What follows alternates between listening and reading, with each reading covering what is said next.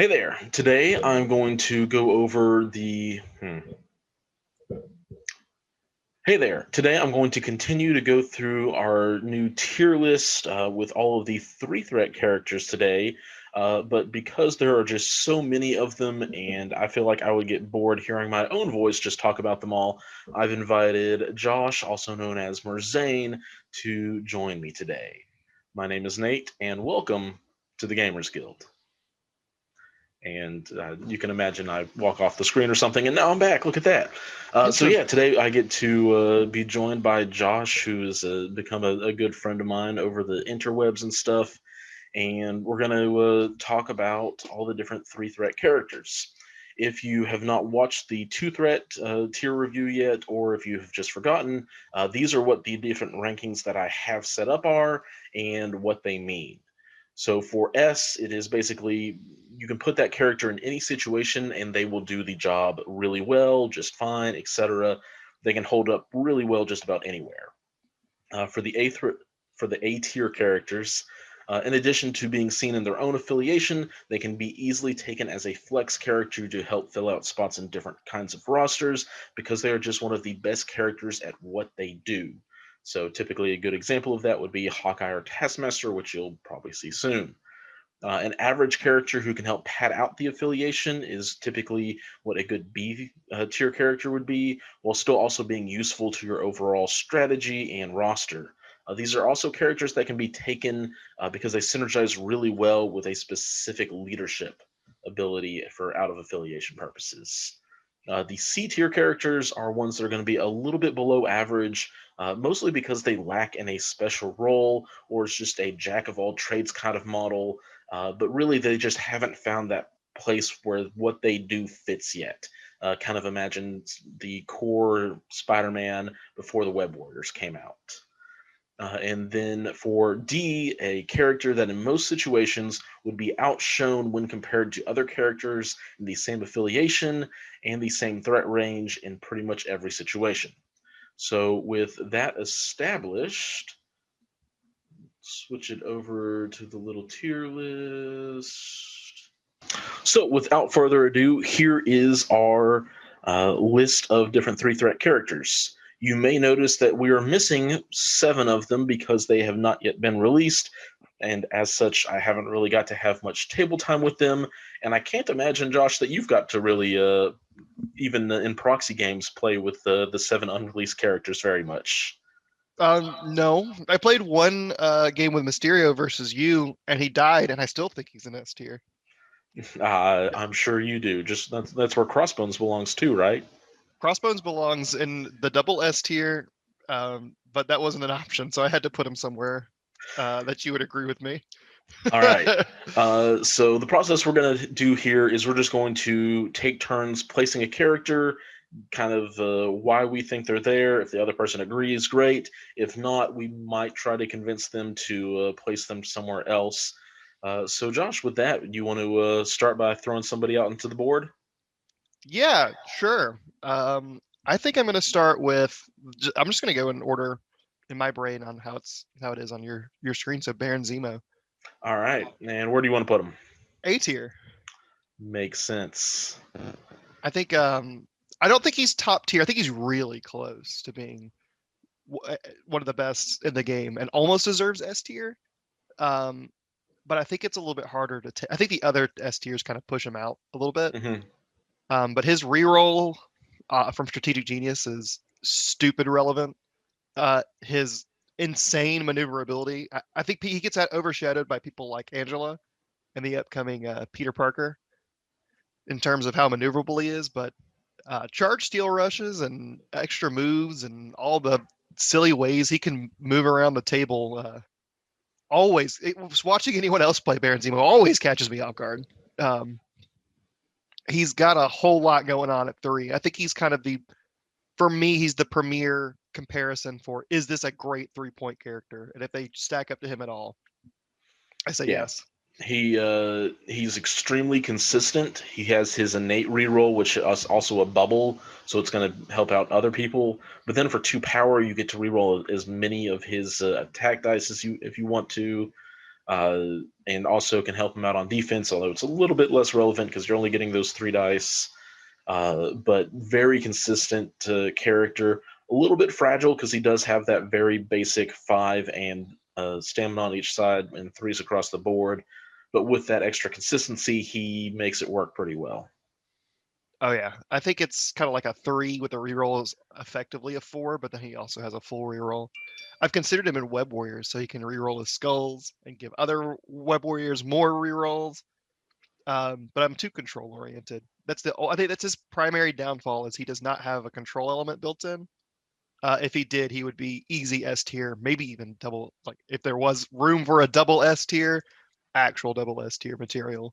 Yeah, He, if they gave him even more on top of what he already was, that would yeah, he'd be pushing the boundary of the 3 threats. You know what? With that, I'm gonna go out of order and pick one of my favorite no, A tiers, and I'm gonna go with Hawkeye. Uh, Hawkeye is kind of the epitome of a range 3 damage dealer, or a 3 threat range, like long range damage dealer. He's able to choose to go into physical or energy, which doesn't always matter, but when it does, it helps push damage through a little bit more. Has plenty of status conditions he can hang out or hand out. And really, I think one of the things that really sets him apart is his range 3 place effect for just 2 power, which is going to let him sit on any objective point, move, shoot, and then for that 2 power, hop back onto the objective point, or it can help him just get up and start launching arrows more quickly. I think he's extremely versatile, and if you're looking for a long range damage dealer, I don't know if there's many who can compete at 3 threat. no, absolutely not. I think he's probably one of the best just ranged characters in the game, aside from you know some 5 or 6 pointers. I was going to say, once you get into the really high tier threats, like, yeah, there are going to be Yeah, people who overwhelm him, but they're also more threat, so it makes yeah, sense. exactly. And I think coupled with what you talked about, his hook arrow giving him a lot, like I said with Baron Zemo, a ton of maneuverability. He's just super versatile. The status conditions are extremely relevant into most matchups. Because what it's shock, stun, poison, and bleed, all those are really good. Um, and you can effectively get staggers or on people having to shake them, or which a stagger on a 3-point character, even if it's a pseudo stagger, is extremely impressive. Um, like he just like Baron Zemo, he has a whole lot going on. He's a little bit more focused though. I'd probably place Baron Zemo a little bit above him, but he's still fantastic. And if you're If we're looking doing for like little mini tier mini things, tiers, yeah, that's how I do all my tier lists. I will I'm say unique it in is that. bleed, shock, slow, or poison. So I think you may have said stun, but Yeah, okay, yeah. Stun is probably too good for that character. stun would be really good. But slow is also just Slow as is good. on a mobile character like Zemo, can really hamper them and might as well be a stagger at that point. Especially coming from a mobile character, right? Because all of a sudden you go in, you get something, you get a valuable red or a valuable extract, and then you slow them and move away, and then they have a harder time catching you, and you can just uh, you can just lead them around the table with slow arrows and hook arrows and hopscotch away from them. Yep.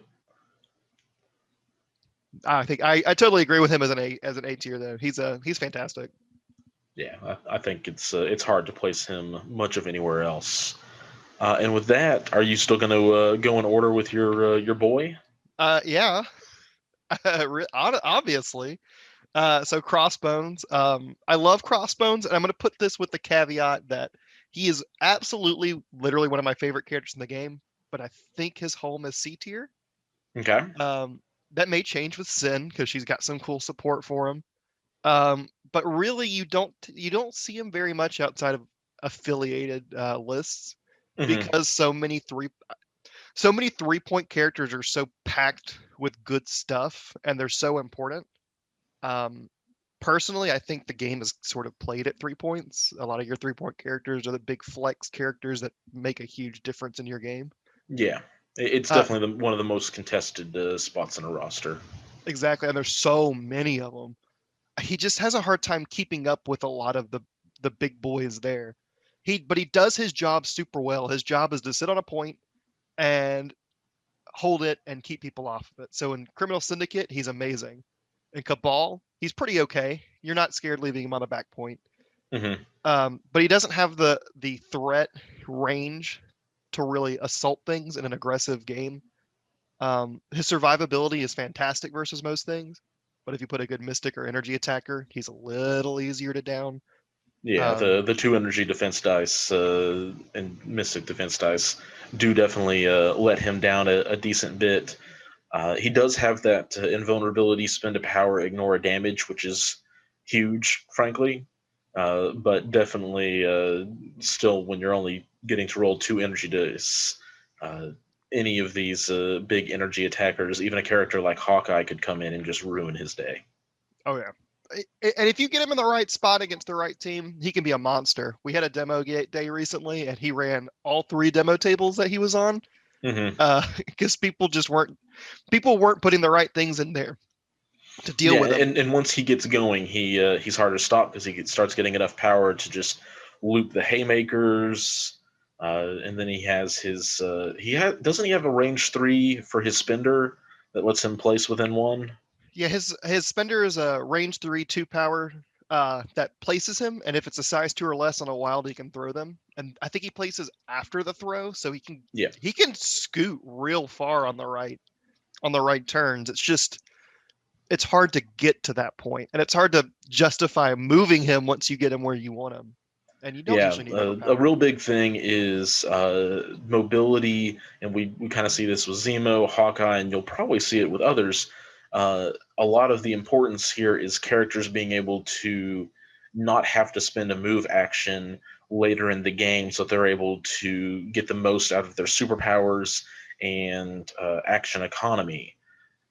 So as you'll see, a lot of these higher tier characters either are going to be able to do stuff while staying put, or they have a bunch of mobility that's going to keep them relevant.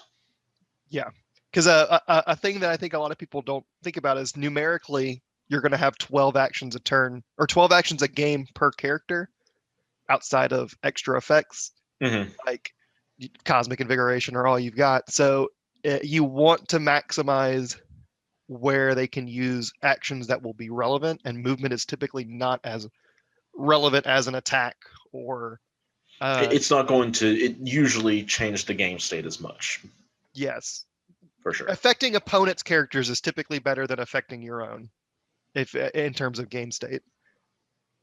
Mm, maybe Typically. I would say the ability to affect your own model's positioning and stuff is a big deal. But Oh, it is. Any kind of movement is a huge deal, yeah, especially other character movement. But you typically don't get to move your opponent's characters for free. So it's typically a little bit harder. Not so much in this game. This game has a lot of throws and pushes and stuff that make that not as good, but yeah. I typically value it more. That's why I like the mind gem more than the space gem, for example. Yeah, well, it's also a threat difference there. Oh yeah. But yeah, I think There's I some think other space things. would be equal with mind if they were both one threat. But that's a different discussion. So let's. I'm gonna go ahead and let's talk about Lockjaw. Talk about Lockjaw. Talk about movement and stuff like that. I think Lockjaw is a solid B character who can be slotted in very easily with the Inhumans because Black Bolt cares about the range 3 with his leadership ability anyway. So you're going to have people relatively close to Lockjaw wanting to be able to feed power from him into others, or just him using his range 3 teleport abilities, also just kind of bonkers. But I don't think he goes much above that. He has some conditional power gain that if it gets shut off is very shut off. He only moves slow. His attack is 4 dice with a reroll. So I'm pretty comfortable with him at the B tier. I agree and disagree. I think if he's a weird one, I could see arguments for A or B, and I honestly was thinking about A, um, one of the things I think a lot of people don't think about too is his interdimensional bloodhound being able to Mhm. just add dice. So people like I think of him in teams like maybe Brotherhood where Magneto's a bit slow. He's another way to move Magneto up to the fight and then give him more offensive output. Particularly with Magneto's rerolls, right? So rolling 7 dice with full rerolls is way better than 6 dice with full rerolls. I Or mean, it's strictly better. I don't know about way better. well, the other thought I was thinking is maybe not even with the rerolls because Lockjaw also can teleport him to get to the full rerolls Mhm. range. Um, but I do kind of agree his offensive output is a little bit lacking. He's surprisingly survivable, sort of like Zemo, but with 1 more health because he's got the 3/3/3 defense. Yep. But he gets the reroll and he's got 6 HP, which I think we'll both agree that 6 HP on a 3-point character is a really big deal. It's definitely nice. He might be one that we come back and revisit after we look at some of the other A's. But when comparing him to like Zemo and even Hawkeye, I just don't know if Lockjaw sits with them. I guess yeah, I can see that. It's a very contested spot. I think he's comfortable in B. I think he has to fight for A.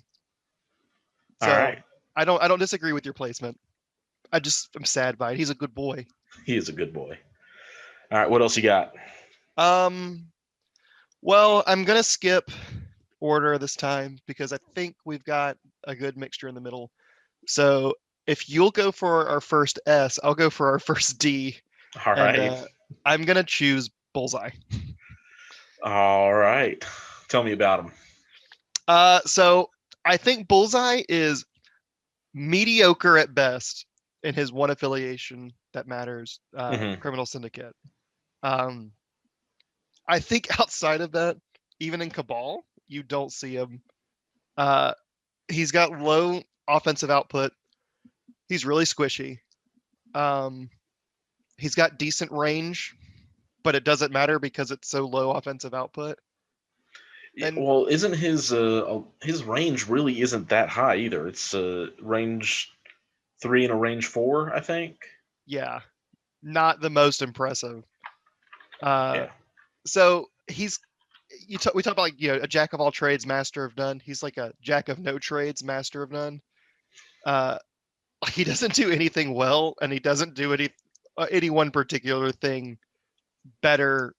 Like he's just overall not that great. Um, Yeah. So he both of his attacks are range 4. And I think what kind of hurts him is he doesn't have rapid fire on the throwing knife, his basic strike, where it's only a 4 dice attack, and instead of guaranteed 1 power, it's however much damage is dealt, and yes, that's not a lot I, of power generation there. And then the pincushion is rapid fire with 5 dice for 4 power. which is somewhat hard to get for him. And Yeah. I think hit and run is not as cool as charge because it if it, you kind of it's not hard to get him where you want him to be. And so if Mhm. you're paying for hit and run, that it suggests that he's going to hit someone and then move to where he wants to be. And with his range, he's probably where he wants to be. Parting shot is probably the best thing on his card. Uh, Ooh. I like parting shot a lot. I think it takes a lot of people off guard.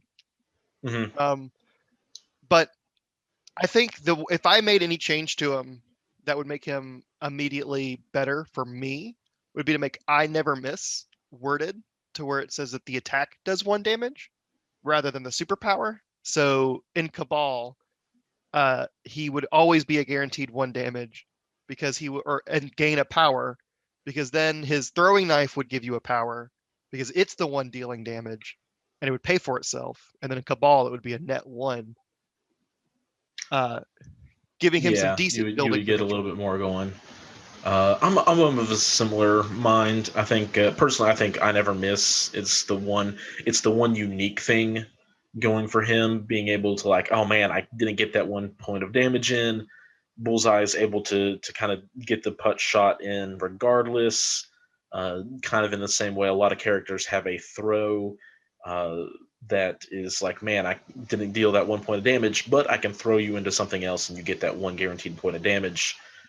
So I Never Miss has the advantage of being a longer range, but instead of just being a superpower, uh, I Never Miss is triggered off of an attack, which means it has to be an action spent, and then you're kind of banking on that action not actually dealing damage, which feels bad. So maybe if throwing knife had rapid fire and also like make it a range 3 attack, give it rapid fire, give it the guaranteed 1 power, and I think suddenly I Never Miss becomes really relevant. It doesn't overpower Bullseye. It just makes him a great chip damage character. But yeah, as he is, I think D is unfortunately the right spot for him. I even think if you just leave him how he is and make that change, all of a sudden he becomes an actual threat. Like, do I really want to ignore the guy that's going to pump 2 damage into someone every turn or more? Uh, and then, I mean, I probably would. I mean, it gives you that thought because I mean, there's a lot of times where you'll get someone down to like one of your characters will get down to 1 or 2 health, and then all of a sudden you have to think, well, Bullseye, if Bullseye can just do I Never Miss every time, uh, Yeah, which probably he can, probably not rapid fire on throwing knives because then it's like 4 damage 4 guaranteed. damage So guaranteed. yeah, so that's probably too much. But there I think there does need to be a little bit of extra tinkering done to make his kit work. To me, he feels like he was a 2-point character. They may have added a rule to somewhere. I don't know which one. I can't speculate that to make him a 3-point character. And he just needs one more rule or one slight rule change to feel comfortable as a 3-point Yeah, character. they He gave just, him the rule and bumped up his stamina. yeah, something like that.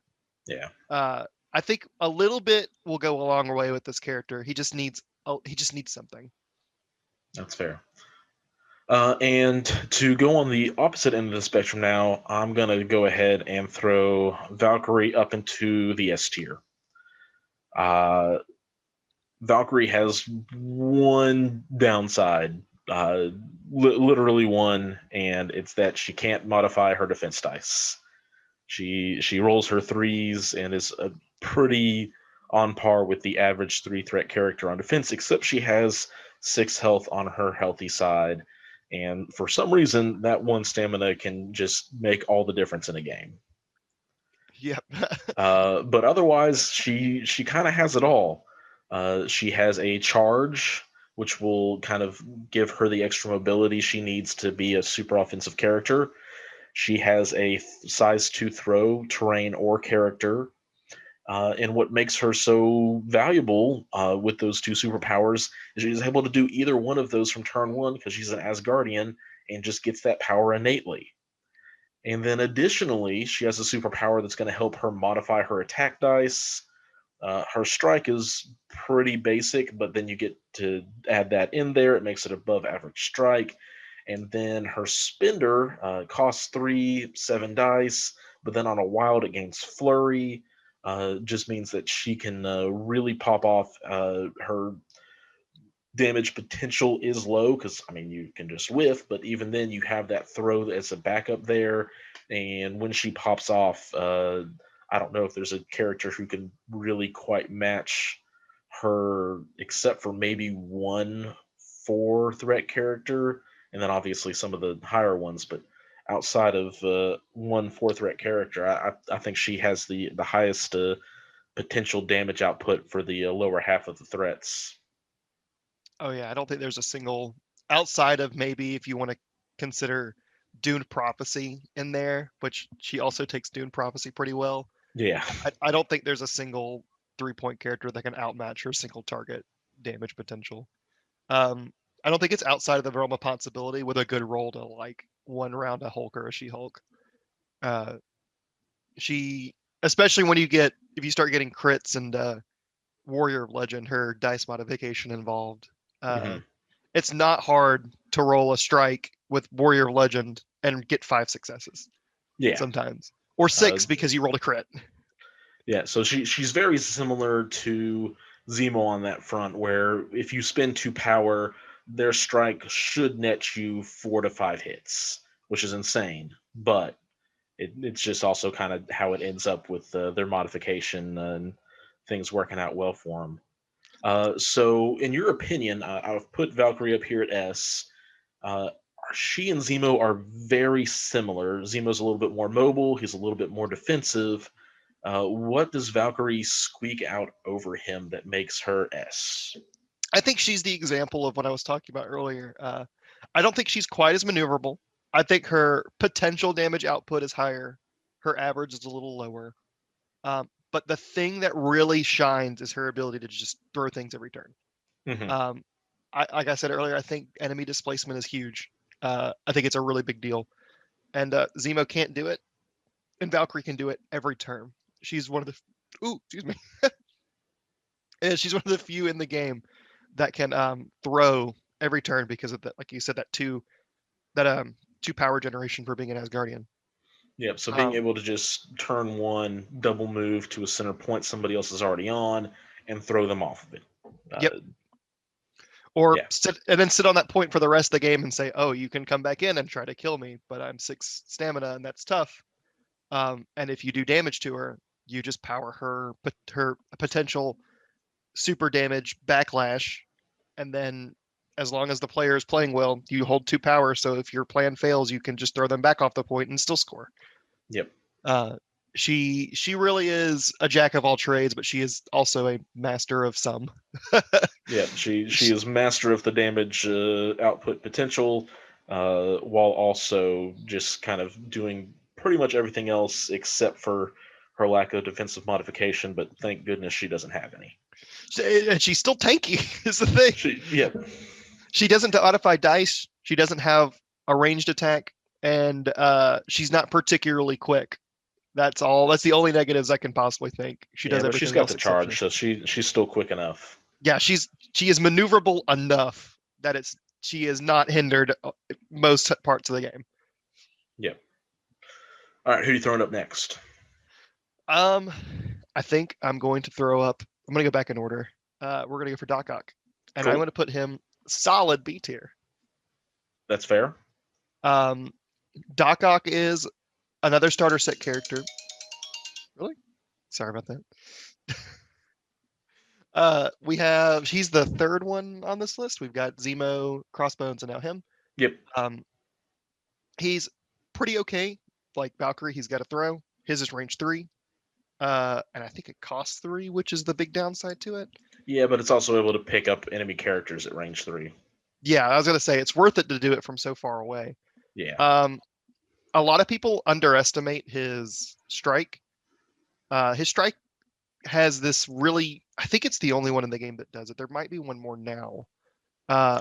Wolverine's acts similar with his charge. Yeah, you're right. Where you count wilds twice. Mm-hmm. The flurry of arms. He has wall crawler. He has a way to which lets him ignore a lot of terrain. He has a way to get more power for free with his scientific hubris. Every time he rolls crits, he just gets power for free. Mm-hmm. I think that's a super useful ability on many characters. And then his spender is really good. It's cheap. It has 6 dice. It's energy and has pierce. It ignores everything, or ignores line of sight and cover. That's not everything. Might as well. And he's pretty tanky. Like he's just a really well-rounded character that kind of gets overshadowed by people like Valkyrie. I think if Valkyrie couldn't throw every turn, you'd see a lot more Doc Ock on the table. I think that's fair because he does have ways to generate extra power for later in the game. His arm lasers or whatever they're called is actually a pretty relevant attack. Ignores line of sight and cover. I think it has Pierce on it even. So 6 dice energy attack range 3 is pretty solid. It's a range 4 actually. Oh, even better. Yeah, he's range 4. He's also on a medium base, so he moves. He zips around pretty well. Yeah, for a man that is typically portrayed as being a pudgy guy, he moves really quick. Well, it's because those mechanical arms are doing the work. True. He's got those big walking legs too. He doesn't. He's power walking around the table with all abandon. All right. Well, I am going to go ahead and move on to the next pick, and I think I'm going to go ahead and throw. Man, it's tough there. That's why I'm going in order. Options. I'm going to go with Mystique. I'm gonna keep loading up our A threats, our A tier 3 threats. Mystique on her own does pretty well for a three threat character. Her rapid fire needing a hit is honestly something that I think is pretty fair, if not sometimes annoying when you want Oh that yeah. second power guaranteed. But alas, uh, being able to blow up terrain and just do 2 guaranteed points of damage, possibly to more than one character, is super satisfactory. Works really well with Magneto because he can just place a terrain and then she's like, "Cool, I'm going to detonate that." So that works out really well. But the thing that really puts her in A tier, and I think it's a no brainer card to bring with her, is deception. Deception can put your opponent at a disadvantage for the rest of the game because they just send somebody to the middle line to grab an objective. Means that they can't have somebody else within range 2 to help that person, and Mystique just pulls them onto the other side of the board, and then you can have the rest of your Cabal, the rest of your Brotherhood, whoever else, to just dogpile on that one person, and your opponent is suddenly basically without that model for the rest of the game. Oh yeah. Uh, I think she's very comparable to as a baseline character to some of the other rapid fire characters, like most notably Punisher. She was a little quicker. She's a little bit more defensive. Mm-hmm. Um, but they both blow up terrain, or even Black Widow. Um, but Deception just pushes her over the edge. Deception is super good. Your opponent has to be extremely careful with positioning, or like you said, you'll just lose characters early in the game. Or if she holds it, she can wait for a key moment to pull a character off of an important objective. Yep. And Wait for somebody else to be dazed, and then you can move the other character elsewhere on the board. Uh, and yeah, speaking of her defensive and offensive additional tech with her shapeshifter and stealth and martial artist. Uh, Other people, your opponent can't use reactive superpowers or tactic cards while she is active, so she becomes a good bit more lethal to any of these characters that are wanting to buff their defenses around. She's able to get around anybody who's going to be bodyguarding or anything else. She's pretty sleek. yeah, you can you shut down things like Odin's Blessing, or uh what is it, the stuff like Baron Zemo's reroll, Master Swordsman, Mm-hmm. um or even I think that she shuts down bodyguard, and she shuts down stuff like Captain America's ability to add more dice too, Yep. because they're all reactive. So a lot of or Doctor Strange, even like a lot of the Yep. defensive Doctor tech. Strange, Magneto, list goes on. Yeah, she so she can, for a character of her on paper offensive output, she can get a surprising amount of work done on characters that typically rely on those reactive abilities to survive even low point threats like this. Mm-hmm. Um, Couple that with being a good Doom Prophecy target because of rapid fire and increasing her odds to get that hit. Uh, and because of stealth, she stays safe if you can position her correctly. Yeah. Um, she does a lot for a little investment, and then she's also a leader, which her leadership's probably not as good as the other one in her affiliation, Magneto, but she's They're still they're good pretty for good. different situations where Oh yeah, Magneto is obviously going to shine where he can hit multiple characters. Mystique kind of fills in the Brotherhood space for when you don't have people clumped up enough for Magneto to be worth bringing. And then at that point, you're able to just claim a back objective and move all of your threat forward on the table while your opponent is either leaving an objective unsecured or they're having to leave threat behind. or you can do the stupid degenerate stuff that Kenny does. He plays 14 point, the mutant madmen scenario with Mm-hmm. Mystique's leadership at 14 points, and he'll take Toad and Hawkeye. He'll interact for free, essentially, see if it's the right one. If it is, he uses advanced R&D to give him a second power, Hawkeye or Toad, and have them hop or hook arrow back with the mutant, or with the senator. Yep. So you could do some really silly plays like that. Uh, like I said, I don't think she's bad. I don't think she's as generally useful as Magneto, but if you can do tricks like that, it doesn't matter how generally useful you are. You can do a lot of really cool, neat stuff with her. A Yeah, little bit higher skill barrier, I think, for her. for sure. All right, who else you got? I don't want to do another really negative one, so I'm not gonna do next in line. Womp womp. I'm gonna choose Gwen because I really like Web Warriors, and I think Gwen is an A tier. Okay. Um, so I think, like I've been saying, I think Control is some of the best stuff in the game. I think she's extremely good at it. She's got the 4 threat Peter Parker web line. Not exactly, but close Not enough. exactly. Yeah, she needs line of sight, which is weird, but that's okay. Um, she can also protect her allies. Lifesaver is a mini trickster from Loki, Hmm. and you can do a lot of really gross defensive plays with her. Uh, she's a good 3-pointer for her affiliation. Like we said, 3-pointers are good. They're really good at helping get affiliation. Um, and while she's not super tanky, she's typically not up in the fight because she's got a range 4 builder, gives her a single power and can potentially push size 2 Hmm. and impact webbing. And she's not trying to do damage anyway.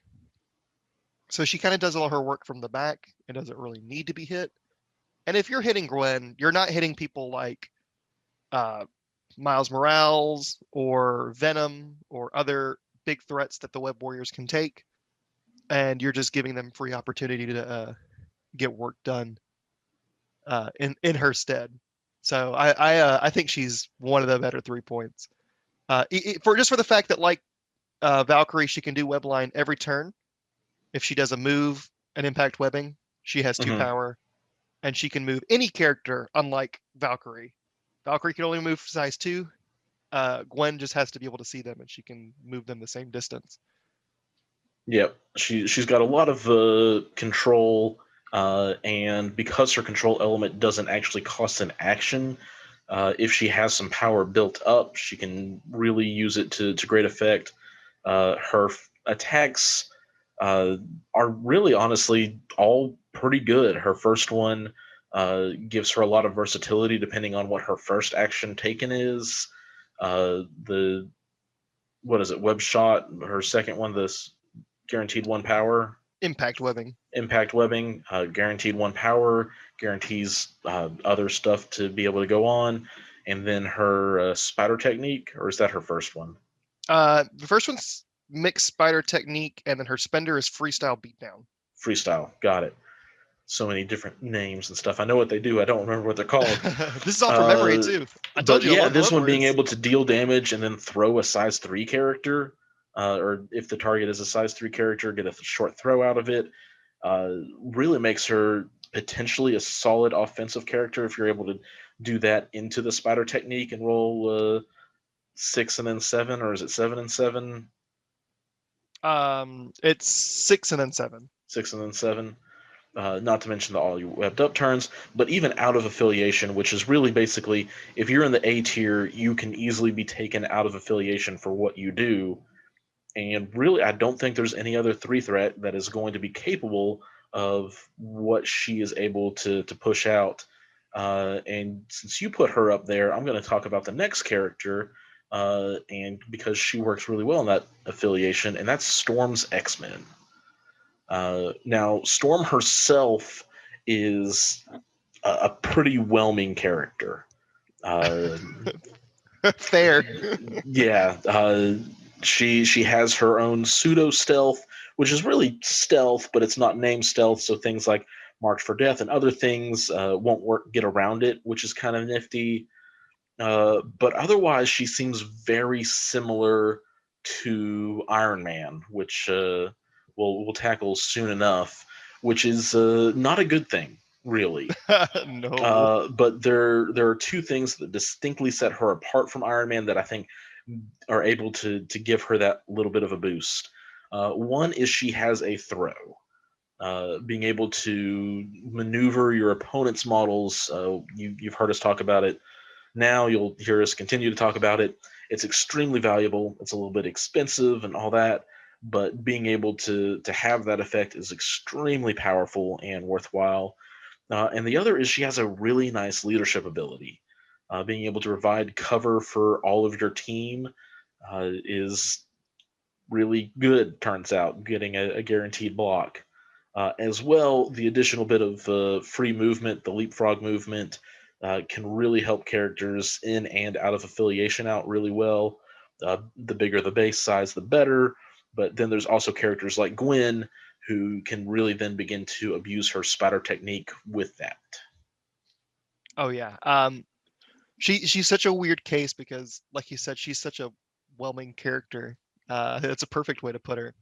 But her leadership is bonkers good.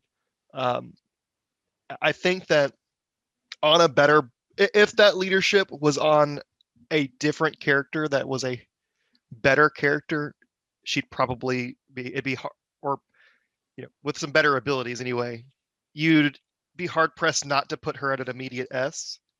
But without that leadership, it's hard to keep her outside of C or D tier. Mhm. I think B is perfect because you're not going to see her outside of her affiliations much, and outside of X-Men, you probably won't see her in her other affiliation very much, which is Wakanda. You can see her there, and I think there's arguments to see her in other affiliations sometimes, but really you're mostly taking her for that amazing leadership, and then Mhm. just try to keep her safe with her stealth and cover, and uh, make Yeah, sure she doesn't get she's not killed. one that you want to charge the front lines with.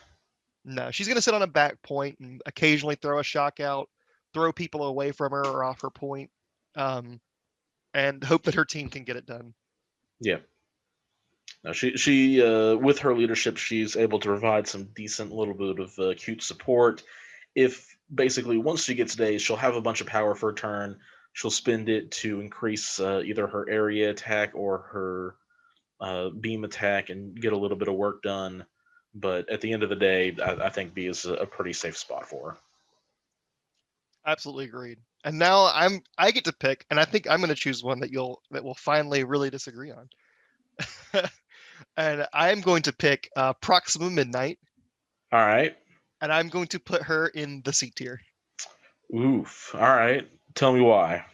So I think most of Proxima's power, in my opinion, comes from her uh, synergies with Corvus Glaive, which is primarily her ability to either activate him after herself or activate directly after him Mhm. to get a free follow me every turn. Yep. Really Um, good. it's really, really good, especially because when you get there, Corvus is probably going to be an extremely highly ranked character. By himself, he's fantastic. Together with Proxima, they're even better. Hmm. But other than that, she's okay. Um, she's not particularly tanky stat wise. She does have invulnerability, which decreases the amount of damage she'd suffer uh, by 1 to a minimum of 1. Hmm. Helps her not get one shot, so she has effectively 6 health from 1 attack, 7 health from 2 attacks, yada yada yada. The more attacks she takes at 2 or 3 hits, the more mileage she gets out of it. Yep. And then she also has martial prowess, which lets her roll 5 defense dice if someone's really close to her. And then if she takes no damage, she gets to do damage back, which is really nifty. She moves along, so she's survival or she's maneuverable, excuse me. Her spear throw attack is energy and places her, so she's even more maneuverable if you want her to be. Yep. And her strike has pierce, which is really handy. The issue is you'll only really see her in Black Order because she doesn't provide a whole lot of stuff to people outside of that affiliation unless you're taking Corvus. She's Hmm. not going to be played alone in someone like uh, Asgard or Wakanda or X-Men because she just doesn't really do a lot for other affiliations. If they bring Corvus, they bring Proxima because it's a good combo. Yep. It's Um, a really solid way to maintain priority and all this other stuff. But I will disagree, and it's not like a strong disagree. I'm not going to try to throw her up an A, but I do think that she belongs in B tier. And mostly, like you were just reading it off, and I don't see how it's not. She's a super mobile character, almost on par with Zemo's mobility. Long move, has a range 3 attack that doesn't cost power that lets her place within 1. So that's basically a charge Hmm. to a degree. Quantum Starburst, 6 die energy that is able to hand out a plethora of status conditions. Invulnerability, guaranteed to block. The martial prowess can be good if it's in the right situation, but really just the strike having Pierce on its own is one of the things that I really like about her and keeps her as an offensive threat pretty much anywhere. And that's kind of where I'm at too. Like I look at her, I'm like, what is wrong with Proxima that I don't like her? And I realize it's because, like we said, 3 points is so contested. I think Baron Zemo's a really good comparison to her, actually. Um, where I think he has a lot of the same abilities in a way, not exactly, of course, Mm-hmm. but he kind of one ups her a little bit. Um, martial prowess is pretty comparable to like hit her to his master swordsman ability with Yep. all of his rerolls. Um, invulnerability is pretty similar to his strategic genius, but that's Mm-hmm. something that he provides to other people as well. Um, Yeah, and Zemo definitely, I think, one ups her in a lot of those categories. And if we guarantee Corvus is coming alongside, then she kind of evens out with what Zemo is capable of doing on his own because she has that synergy. But I think on her own, because she has a lot of these other things just kind of going for her, I think she's a B. She doesn't have the ability to move other people off points and stuff, but she's overall pretty durable with the stats that she has. yeah, I see her as kind of like the Lockjaw of B and C for me. Like Yeah. I think I may have put Lockjaw in A, and you put him in B. I might put Proxima in C, and you put her in B. Yep. So I don't think I think that they are both sort of the 0.5 area of these tiers. Yep. I think again, there's not much more that you could add to her to make her not make her unfair, but she's pretty close to being like absolutely relevant in a lot of places. And someone could do it. I think someone could do it. Like I think she could potentially see play somewhere.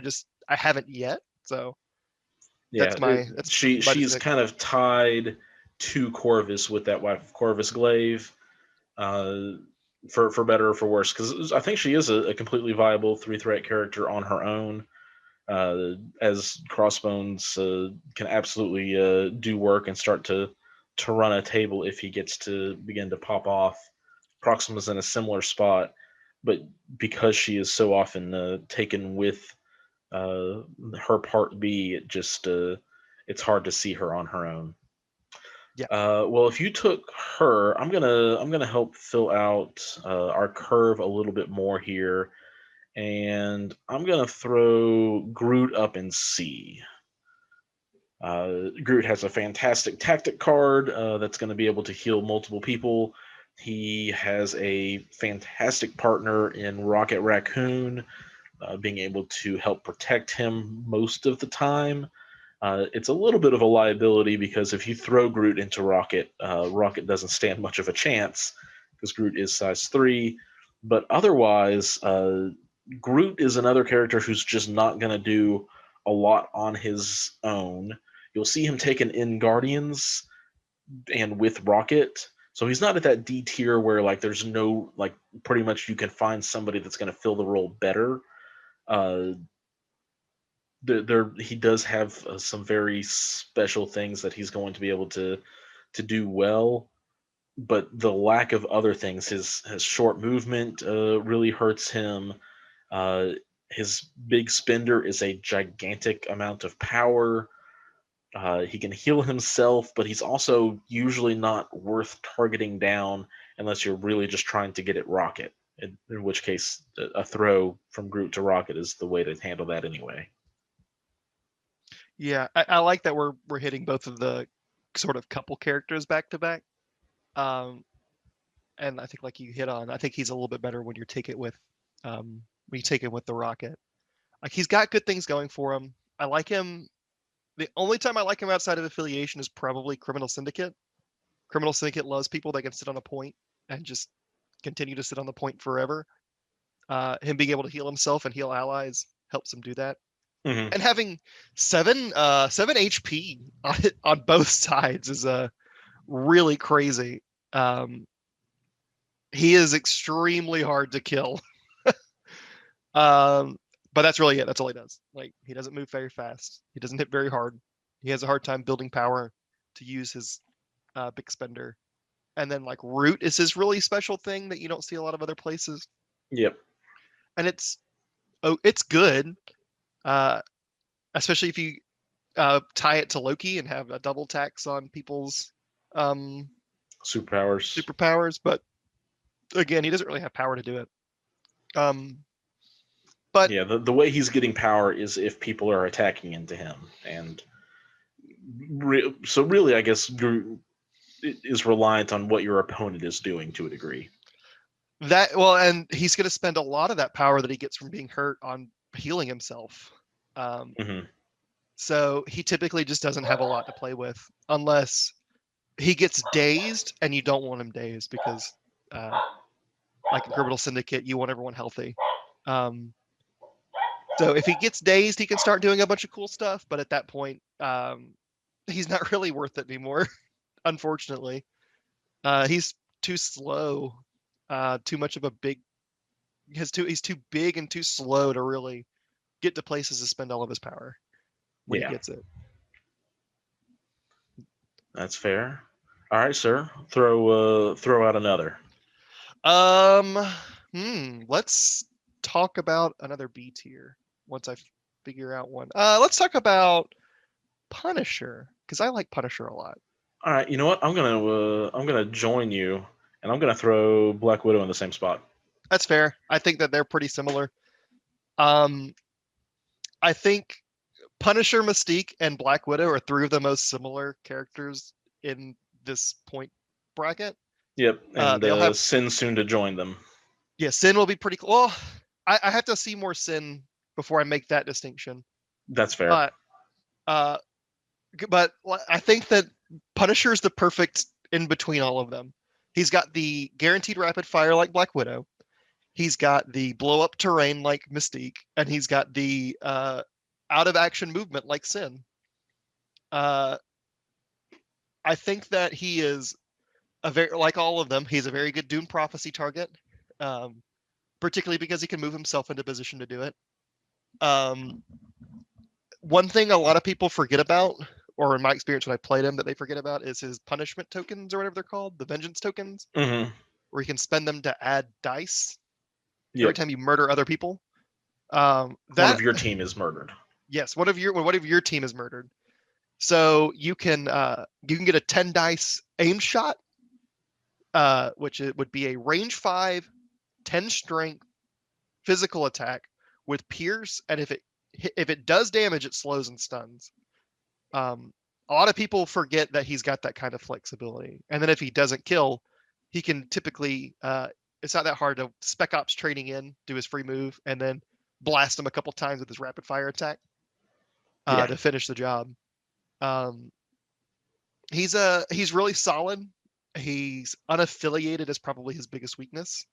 Not being able to add to your affiliation anywhere hurts really hard in this game.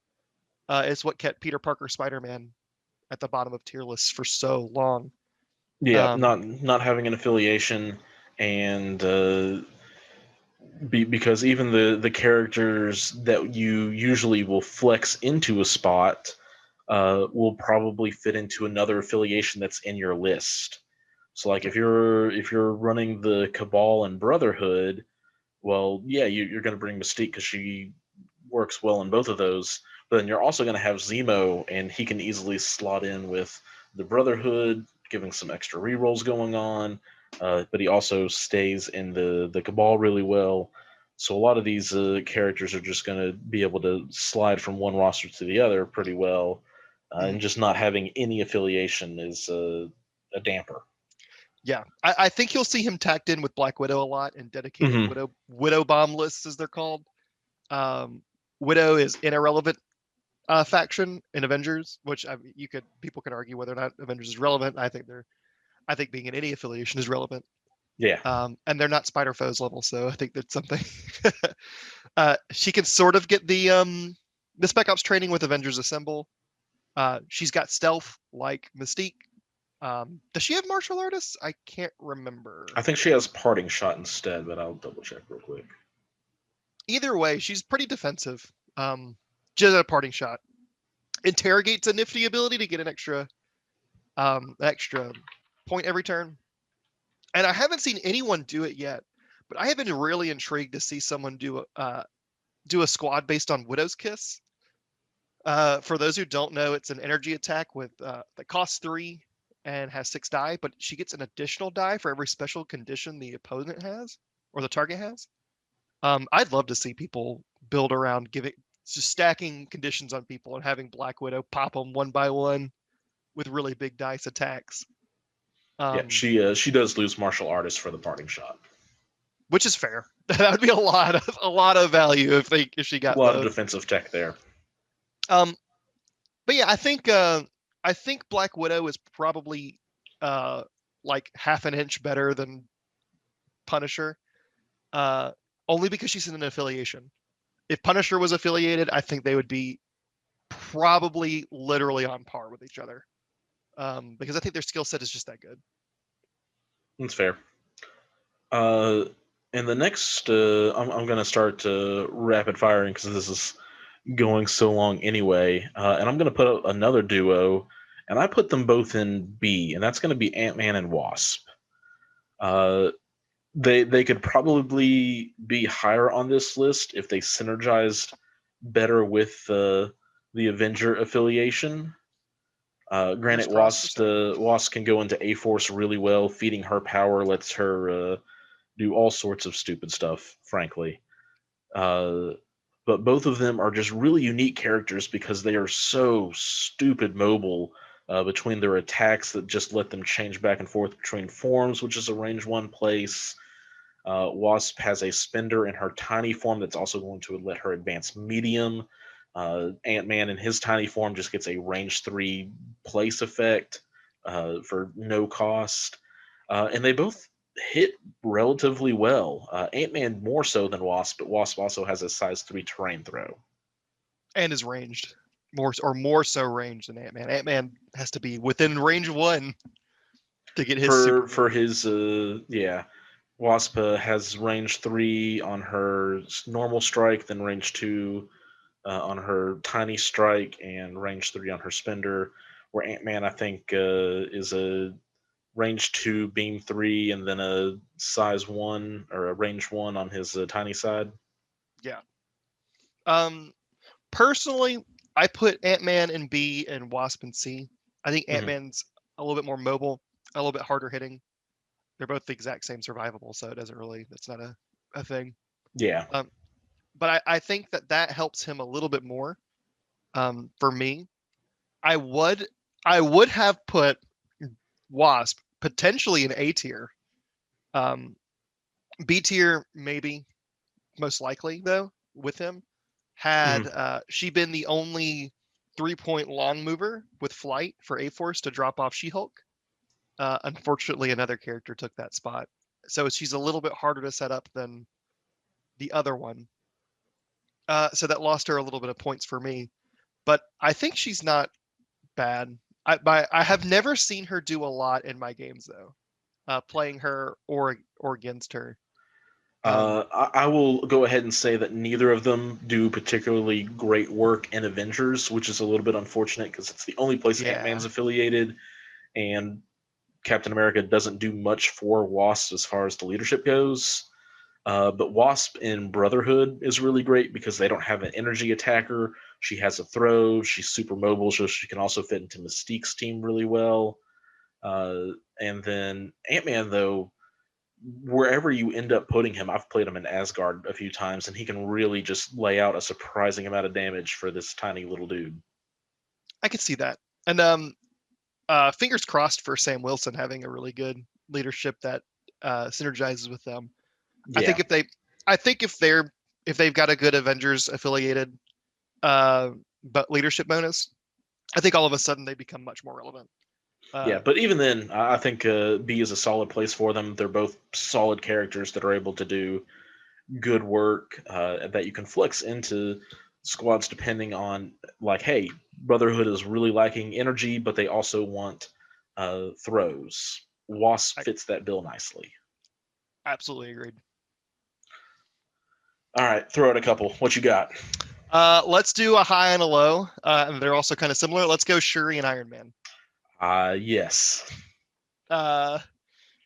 So let's talk about the high first. So Shuri. I was about to say, where do you want me to place them? Because you said high and low, and I just instantly assumed S and D here. Your instincts were correct. So the reason I think that they're a little bit similar is they both want to sit on a back point and they want to shoot people with energy shots. Mm-hmm. That's kind of their shtick. Shuri is a little bit better to me. A lot of it better than me if you look at the how far away they are from each other. But one thing to keep in mind is that I don't think the gaps are so heavy that Iron Man is unplayable and that Shuri must be played. I think tier lists in this game are great, but they are not as polarizing as they may be in other game systems. Yeah. Every character on here is playable except maybe Bullseye. I'd say I would play Bullseye before I play Iron Man, but that's just me. I'm just being a hater. I wanted a Bullseye like the show that threw staplers at people, and I didn't get that. Mm-hmm. So Shuri is absolutely bonkers, kind of like Valkyrie. She has lots of consistent ways to push people all the time because her range. She has a range 5, 6 dice energy gun. Can only ever do 1 damage, which is good and bad depending on what you want. But it always pushes, and it always gains 1 power. So what that means is she's always able to control where people are standing from a very long way away. A move and push from Shuri is a very devastating turn for your opponent sometimes. Mm-hmm. Additionally, she has rerolls for your entire team. It's not hard to get power on her. She is another one that can gain power from certain rolls. In this case, it's skulls. So when she's rolling 6 dice in her attack, it's not highly unlikely that she'll get a skull. Yeah. So she typically gains 2 power every shot. So if you can get a double shot, it's not unlikely to get 4 power on her, meaning she's got 5 power a turn. If you hit her, it's just more rerolls because she's going to get that power. And it's not atypical to have an injured Shuri with 10 power, which just translates to rerolls for everyone around her because she has an ability that says when a character within 4 attacks or defends, she can pay 1 to 3, and that character can reroll that many dice on that attack or defense roll. Yeah. Iron Man is exactly like Storm, except he trades the throw for some extra attacks, I think, and then invulnerability for stealth, or the pseudo stealth. Kind of, yeah.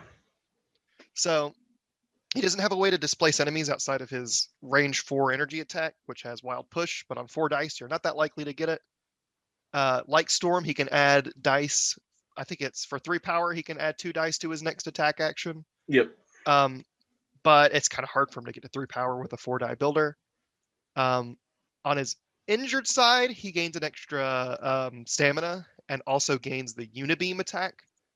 A good Unibeam with his Friday AI giving him more attack dice is pretty devastating, but typically people aren't going to let you do that.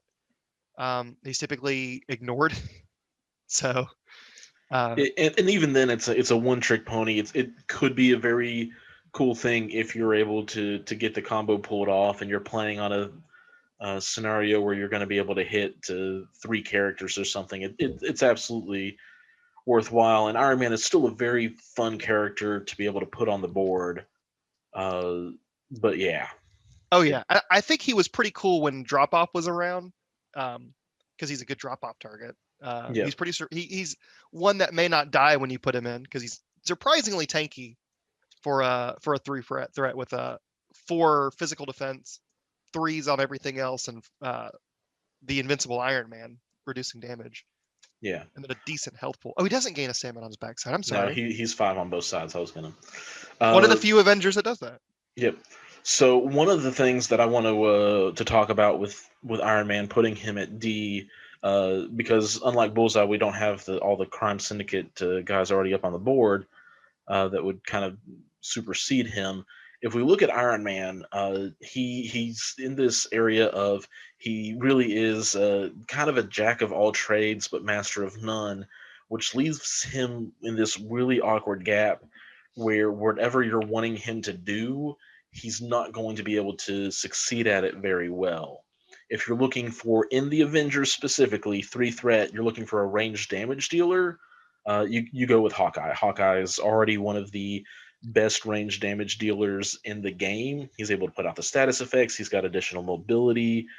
He's not as durable as Iron Man, but because of that, he's able to be this like very specialized damage dealer that's able to hit from a longer range than Iron Man typically can, because you don't want to be spending the 2 power on the homing rockets. Hmm. And if you're looking for somebody who's going to be able to get up close into a brawl in the Avengers, you're probably going to want to go with Black Widow or maybe even Ant-Man, despite the fact that the leadership doesn't do anything for Ant-Man like at all. It's still not doing a lot for Iron Man either. Yeah. So both Agent Widow and Ant-Man are both able to get up into a scrum and be very efficient damage dealers with some decent defensive tech built into them as well, if that's what you're looking for. And I think Iron Man not really being able to specialize in one of those two categories is what's keeping him so low. Agreed. And like I said, I don't think he is unplayable. I don't think there's any character that's unplayable. Yeah. I think I have played with and against Iron Man and had good games with him. And I looked across the table at Iron Man and thought, ooh, I don't want him to hit me. And, you know, every character in the game can do that. Don't let it discourage you from playing him if you want to. Uh, he needs a little help. Again, hoping that maybe the Sam Wilson leadership can breathe some new life into Iron Man. Mhm. We hinted at it with Peter Parker. All it can take is a good turn of affiliation to make a character go from a low tier to being really good. Yep. So Finding a I, really good spot for him. yeah, so he's not super far behind the curve. He's like a lot of these characters I've talked about. Personally, I think he just needs a little thing here or there, and you're looking at he could rise to B. I think. Yeah. I don't know about A or S. Definitely not S. A is pushing it. I could see him being a solid B tier though with the right powers. Yeah, and he's a character we've talked about a couple months back. I think it was a couple months ago at least, on touching up old characters and what they could do to help breathe some new life. But I'm going to go Oh ahead yeah. and move on, and I'm going to talk about our last two characters with a throw, and I'm going to put Drax in C and Beast in B. Hmm. Uh, Both of these guys are interesting. Beast, I like a little bit more than Drax. He's quite a bit more mobile with his attacks that grant mobility, his larger base size. I think he doesn't have the exact same throw as Drax, but they both have a throw that's character or terrain. Drax is able to hit something that's a little bit bigger. Beast's throw is a little bit cheaper though. The downside for Beast is he's got that really low energy defense that can bottom in the butt. But I think his extra mobility really helps keep him in that B spot, because Drax. There have been so many times I've seen Drax on the table, and what his activation had to be was move, and then throw something, because he wasn't going to be able to do anything else otherwise. I think for me personally, having a throw automatically gets you into B. Mm-hmm. Um, I don't think I don't know which is better or worse in these two. Beast is another one with free power generation, like Shuri, with literally rolling skulls. He's got a defensive reroll along with his throw. He's wall crawler. He's a bigger base, so he moves faster. Yep. Um, but Drax hits surprisingly hard and is also surprisingly defensive. A lot of people forget he's also got invulnerability. He does And have the invulnerability as well. and he's 6 on both sides, which is really good for 3 points. Mhm. Beast is 6'5", but with a higher physical defense. Drax is 332. He's got a surprising amount of damage. He's got a surprising amount of control. Headbutt also pushes. Mhm. Titan Killer also throws. Blades, his builder gets more damage, or gets more dice if they're bleeding.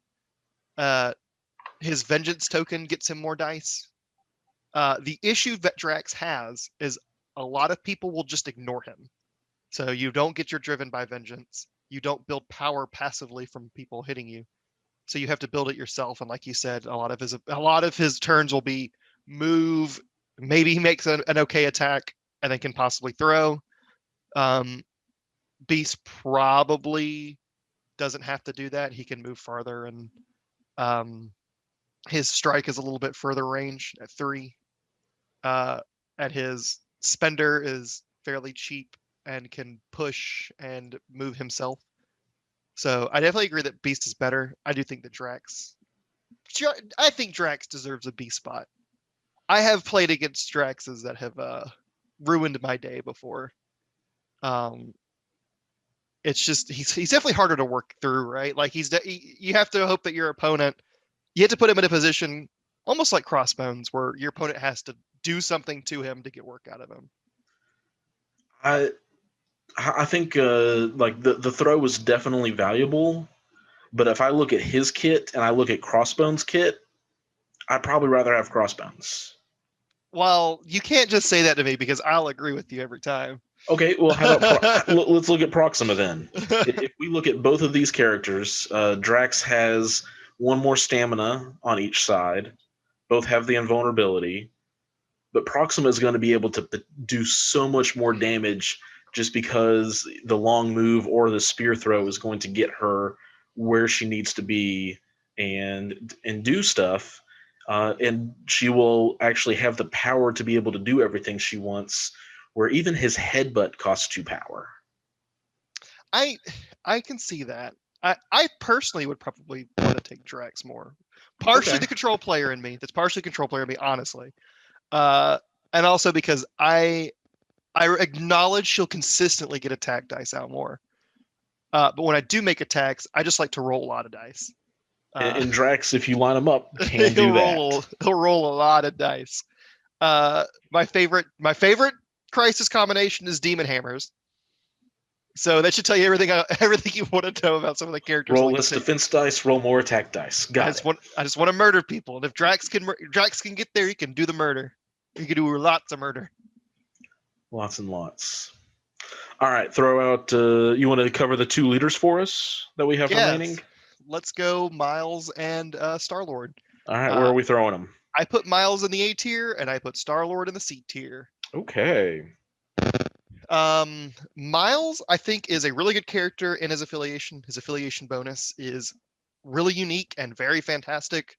Web Warriors is an extremely solid affiliation. I think potentially when the new leader comes out, one of the best, especially if Black Cat's also involved in it.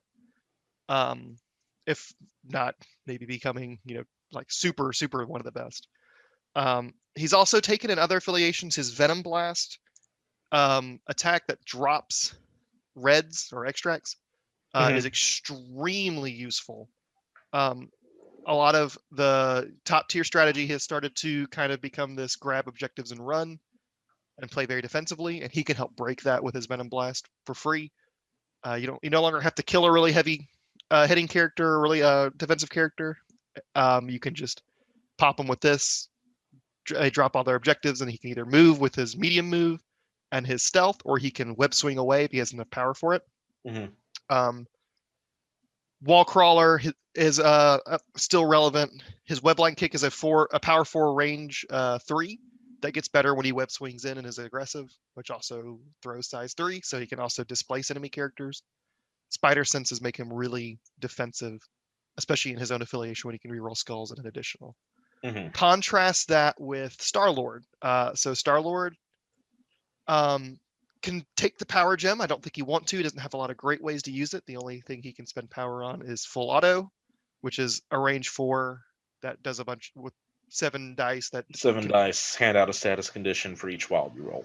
Yeah, several status conditions potentially. Yes. He's got plucky attitude to reroll if he doesn't roll any hits or blocks on attack or defense, which is okay. But that's all he's got. His other ability is our flight and his leadership, and his leadership is probably the weakest in the game. Tactics cards are getting better and better every release. There's less and less reasons to want to discard them to get rerolls. So there's really not a whole lot of reason to take that. I think he's a fine character in affiliation, and I think he'll be a fine character when a new leadership comes out that maybe complements the Guardians a little bit better than his. But until then, I don't think you see him outside of his affiliation, and there's even arguments to not even take him for his leadership. Well, I don't think you would take him for his leadership. I actually like him as a B tier personally. I would have bumped him up, mostly because he isn't range 5. He is range 4, but he's got range 4, 5 dice energy attack, with innate reroll consistency. Potential reroll consistency, but I like your comparison earlier with why would you take Iron Man over Hawkeye? And I look at that out of affiliation with Star-Lord. I think Hawkeye took his job too, because his ability to add status conditions is also just on his builder. Yeah. So I feel like if you want consistency, you you just go with Hawkeye. I don't think Star-Lord is bad. Again, like Iron Man, I think he is better than Iron Man. But I think that in the current Guardians meta, his leadership is not as good, and in other places you'll just see other 3 points taken first. Hawkeye particularly. Yep, Hawkeye fills a lot of what Star-Lord would want to do, and once again, I think maybe we see a character who was designed and thought of while Drop-Off was a legal card, and is Star-Lord is by far and away not the most penalized character for Drop-Off's banning, but you definitely, I think it definitely hurts him and the Guardians a little bit. I definitely agree. Drop-Off, I think he was great in the Drop-Off time period. Now he hurts a little bit. Yep, but only a little bit. I personally think he, if you're just looking for a range damage dealer who can have a little bit of built-in consistency, both on offense and defense.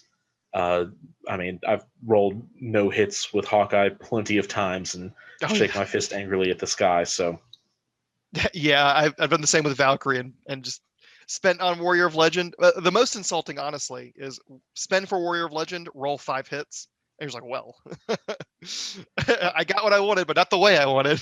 The worst I've done, I think, is very specifically. I remember doing the Warrior of Legend.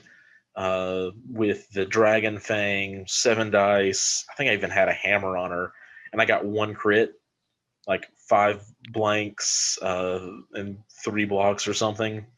And I was just like, oh, so like I could have changed all these dice into things, but I only got 1 crit.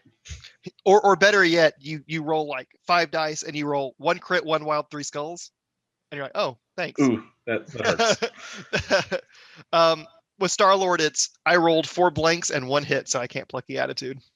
Yeah, so you still definitely have the feel bads, but he does have some consistency, and even on defense, that can matter quite nicely.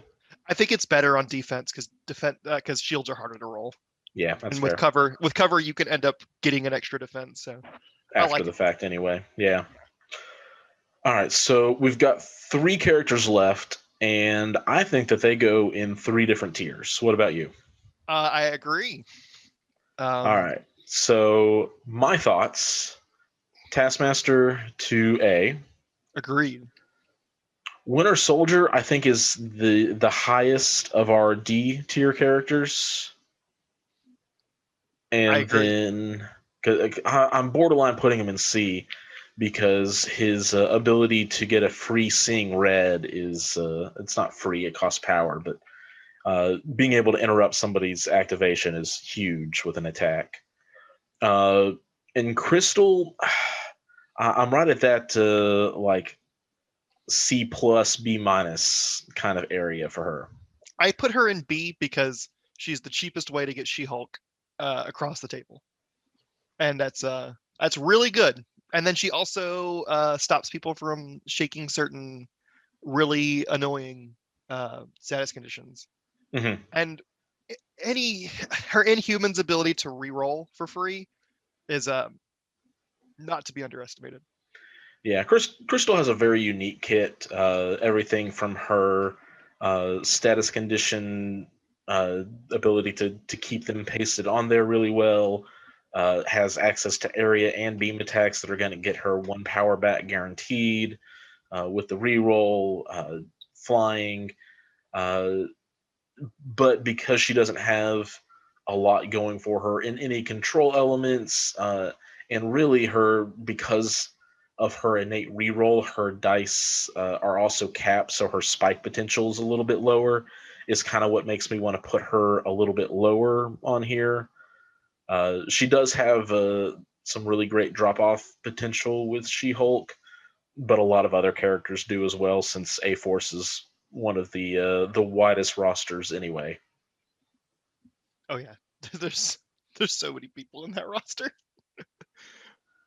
But I mean, so did the Avengers. And the Talk about Cabal. that another time.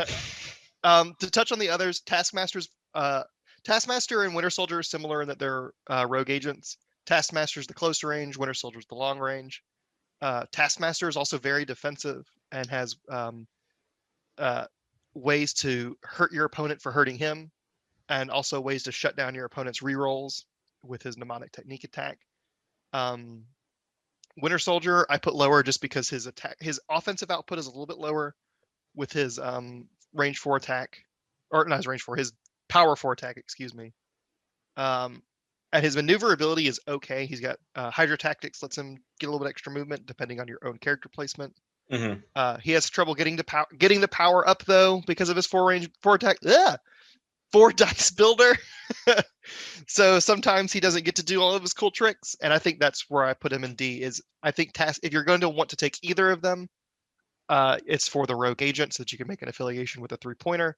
Yeah. And Taskmaster typically gets more work done than Winter Soldier. Yeah, he's able to survive better, and he's able to hit back really hard with that mnemonic technique. Yep. Winter Soldier, man, I almost really wish that ANG made any 4 dice builder 1 guaranteed power instead of the gains power equal to damage dealt, because I think that would have given Winter Soldier enough to really be able to pop off. But also, Winter Soldier is in a similar boat to Iron Man, where like part of his kits wants to be long range. He's got this range 5 attack. It's able to pop off bleed here and there. But then he has this really nice spender that's close range. That's going to be a big attack with, I think it's a push and then a follow-up attack with the automatic rifle. But then also all of his reroll and other things want to deal with being within range 1 of other characters.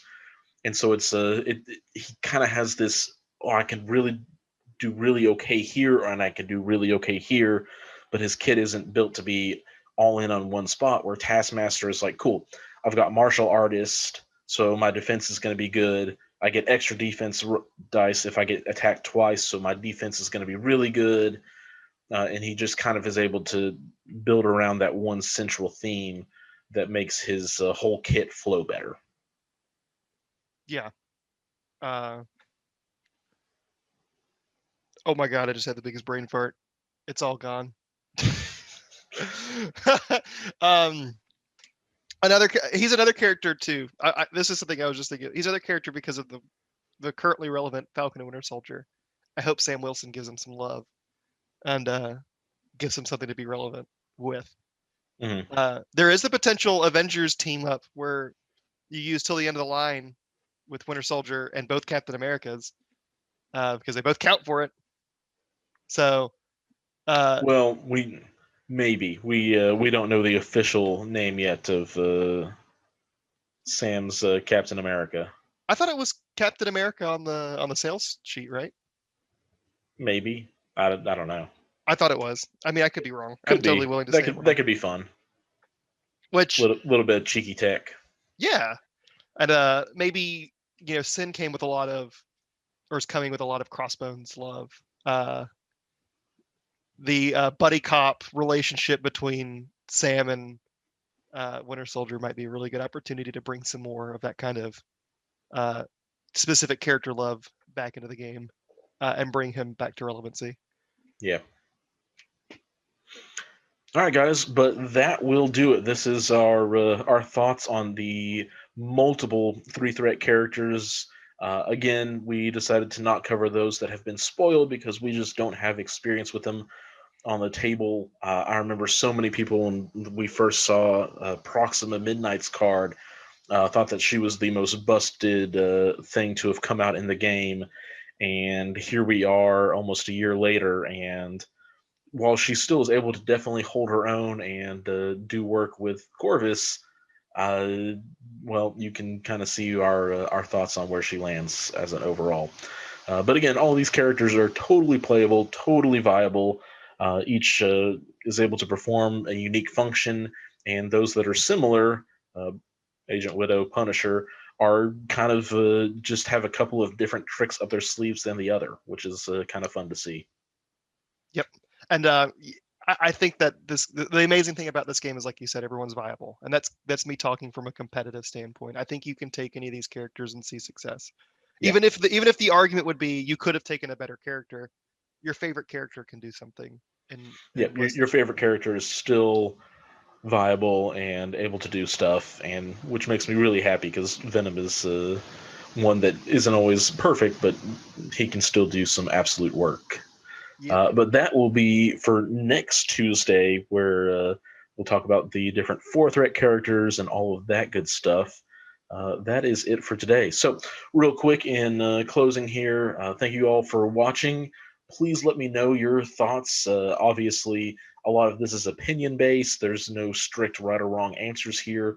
So let me know, who do you think you would have moved around a little bit, because again, it's all opinion based. You could have a different experience with some of these characters than what Josh and I have had. Even he and I are going to disagree on some of these things. So it only makes sense that you too would disagree. So let me know down in the comments below. And if you're subscribed to the channel, that will also enter you in the sponsors giveaway by Tritex Games. We're able to, thanks to them, give out a free model kit every single month. Right now it's a little bit weird because all of the releases have kind of stagnated and stuff, but we're still able to thankfully get you hooked up with some good stuff.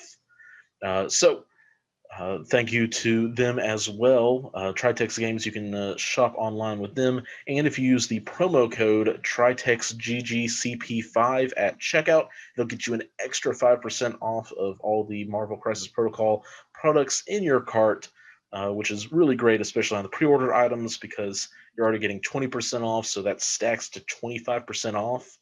I just kind of wish that they were based in the US sometimes. As well, though, thank you to all of my wonderful, wonderful patrons, members of the Guild Hall, who are supporting the channel and what we are doing here. There's just so many different things that I want to do, and because of that support, I am able to do. And so thank you all for watching, and until next time, keep on gaming.